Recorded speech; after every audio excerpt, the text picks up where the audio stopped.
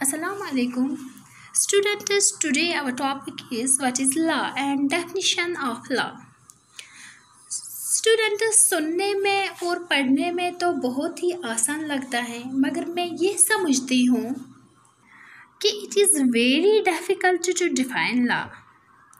इसकी एक वजह ये भी है, मेरी एक फ्रेंड नेमली सईद शबाना, जो कि इस वक्त हाई कोर्ट श्रीनगर में अपनी खिदमत अंजाम दे रही है, वो कहती है कि it is a very largest subject. वो कहती है कि एक फैकल्टी है पूरी दुनिया में, बड़ी बड़ी यूनिवर्सिटियों में इस पे डिग्रियां हो रही है।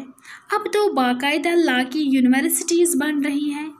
बच्चों, एक बहुत बड़े जूरिस्ट अर्नोल्ड कहते हैं कि there is no definition of law, क्योंकि लॉ को डिफाइन नहीं किया जा सकता या लॉ की कोई डेफिनेशन नहीं दे सकता, क्योंकि लॉ जो होता है वो होता है सोसाइटी के लिए, और सोसाइटी जो है वो है डायनामिक। तो आप कैसे एक डेफिनेशन देकर लॉ को स्टैटिक, यानी कि सोसाइटी जब डायनामिक है तो लॉ भी डायनामिक होगा। लिहाजा जब एक चीज़ डायनामिक हो तो आप उस चीज़ को किसी एक टाइम फ्रेज के अंदर तो डिफाइन कर सकते हैं, लेकिन आप इसको एटर्नली डिफाइन नहीं कर सकते कि फॉर लाइफ इसकी एक ही डेफिनेशन चलेगी। बच्चों, इसी तरह से एक जूरिस्ट है पोलक, वो कहते हैं कि It is very difficult to define law when you have more knowledge of law. ये अप्रोचेस हैं, थेरीज हैं, लेकिन साथ ही अगर हम लॉ की डेफिनेशन की बात करें तो लॉ को डिफाइन करने के लिए दो मेजर स्कूल ऑफ थॉट्स हमारे पास आए हैं। एक को हम कहते हैं पॉजिटिविज्म और एक को नेचुरलिज्म कहते हैं। ये लॉ को ही डिफाइन करने आए हैं। बच्चों, अब सबसे पहले हम बात करते हैं पॉजिटिविज्म की, कि जो पॉजिटिविज्म है वो लॉ को कैसे डिफाइन करता है। पॉजिटिविज्म की अगर हम डिफरेंट नेम्स देखें तो डिफरेंट बुक्स में डिफरेंट तरीके से बताया गया है, कि जैसे कि Austin theory of law, legal positive law etcetera, ये सारे एक ही है, ये नाम डिफरेंट हैं, ये थ्योरी अप्रोच एक ही है। पॉजिटिव लॉ वाले कहते हैं कि law is a command of sovereign back up by the sanction. ये लॉ की डेफिनेशंस में तीन चीज़ों को लेकर आते हैं। सबसे पहली चीज़ command, number 2 sovereign, number 3 sanction. चलो बच्चों, कमांड्स के बारे में ही बताऊंगी आपको। पहले, दिस कमांड इज जनरल। मसलन अगर हम हिंदुस्तान में देखेंगे, मोटर व्हीकल एक्ट के अंदर कुछ चीज़ें हैं वो कमांड की शक्ल में आती हैं। फॉर एग्ज़ाम्पल, अगर आपने गाड़ी चलानी है तो आपने सीट बेल्ट का यूज़ करना है। अगर आप स्कूटर चला रहे हो तो आपको हेलमेट पहनना है। अगर आपने इसको ओबे नहीं करते, अगर आप इसको ओबे नहीं करते हैं तो मतलब आप वायलेशन करते हैं, तो इसकी पनिशमेंट होगी। मतलब कोई काम करना या ना करना, टू डू और नॉट टू डू। बच्चों, सेकंड नंबर पे देखते हैं कि कमांड आ कहाँ से रही है। कमांड आ कहाँ से रही है? ये कमांड बेसिकली आ रही है सॉवरेन की तरफ से।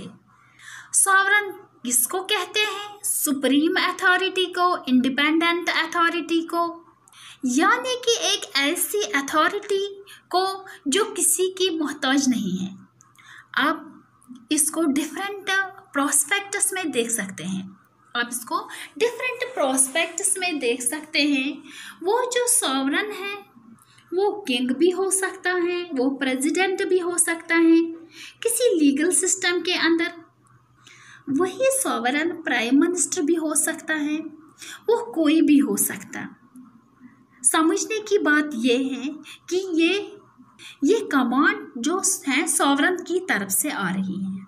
हम ये भी कह सकते हैं अपने मुल्क की पार्लियामेंट को भी हम सॉवरन कह सकते हैं, क्योंकि अगर कोई ऑर्डर निकलता है मुल्क में तो उसकी कमांड मुल्क के पार्लियामेंट में दे सकते हैं, मुल्क की पार्लियामेंट दे सकती है। और तीसरी चीज़ जो पॉजिटिव लॉ कहलाती है, law is a command of sovereign back by the sanction. Sanction किसको कहते हैं? सैंक्शन कहते हैं सज़ा को, पनिशमेंट को।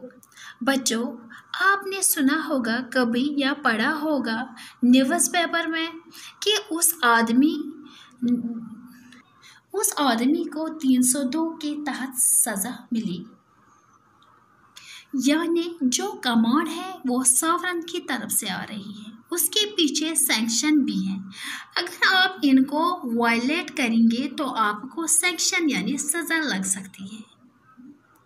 फॉर एग्ज़ाम्पल, अगर पार्लियामेंट ने यह ऑर्डर निकाला है कि अगर आप कार चलाते हो तो आपने सीट बेल्ट पहनना है, कि अगर आप कार चलाते हो तो आपने सीट बेल्ट पहनना है, और अगर आप यूज़ नहीं करेंगे तो आपको फाइन यानी जुर्माना देना पड़ेगा। अब हम देखते हैं कि क्या इसमें तीनों चीज़ें आ गई या नहीं। कमांड, पहले बिल्कुल एक हुक्म निकला है कि आपको सीट बेल्ट पहनना है, तो सॉवरन ये कहाँ से आ रहा है? ये सॉवरन से आ रहा है। तीसरा, सैंक्शन। तीसरी चीज़, अगर आप सीट बेल्ट नहीं पहन रहे हैं तो जुर्माना होगा। तो ये डेफिनेशन है पॉजिटिव लॉ की। बच्चों, एक मशहूर यूरिस्ट हैं साउमंड, वो इस तरह से डिफाइन करते हैं, it is body of principles recognised and applied by the state in administration of justice. इस डेफिनेशन को समझे। वो कहते हैं कि एक असूल है, law is body of principles. सबसे पहले वो कहते हैं कि ये प्रिंसिपल्स रिकॉग्नाइज्ड हैं, उसके बाद इनको रिकॉग्नाइज करने के बाद अप्लाई करवाया जाता है। और अप्लाई कौन करवाती है? स्टेट। अब ये रिकॉग्नाइज कैसे हुई? जब पार्लियामेंट ने पास किया। आप किसी चीज़ को तब रिकॉग्नाइज करते हैं जब आप उसे एडमिट करते हैं। आप ये प्रिंसिपल्स, ये उसूल पहले आपने रिकॉग्नाइज कर लिए अपनी पार्लियामेंट के थ्रू, इसके बाद आपने इनको अप्लाई करवाया। अप्लाई किस तरह से होगा? अप्लाई करवाया जाएगा थ्रो एग्जीक्यूटिव, थ्रो कोर्ट। और इसके बाद वो कहते हैं कि ये क्यों रिकॉग्नाइज और अप्लाई करवाए जाते हैं? ये स्टेट करवाती हैं। और क्यों करवाती हैं? एडमिनिस्ट्रेशन ऑफ जस्टिस के लिए, यानी कि इंसाफ के लिए। इंसाफ को एडमिनिस्टर करने के लिए साउमंड ये कहते हैं कि कानून जो हैं ये ऐसे असूल हैं जो कि एक स्टेट पहले रिकॉग्नाइज करती है, फिर अप्लाई करवाती है। और कहाँ पे अप्लाई करवाती है? अपनी स्टेट में। और क्यों करवाती है? जस्टिस को एडमिनिस्टर करने के लिए, यानी कि उन्होंने कहा कि लॉ इज़ ए टूल। कानून क्या है? कानून एक टूल है, एक इंस्ट्रूमेंट है। और इस इंस्ट्रूमेंट से हमें क्या अचीव करना है? जस्टिस यानी इंसाफ। ये डेफिनेशन है पॉजिटिव लॉ की या पॉजिटिव थ्योरी की। बच्चों, हमने ये पढ़ा कि ये पॉजिटिविज्म ने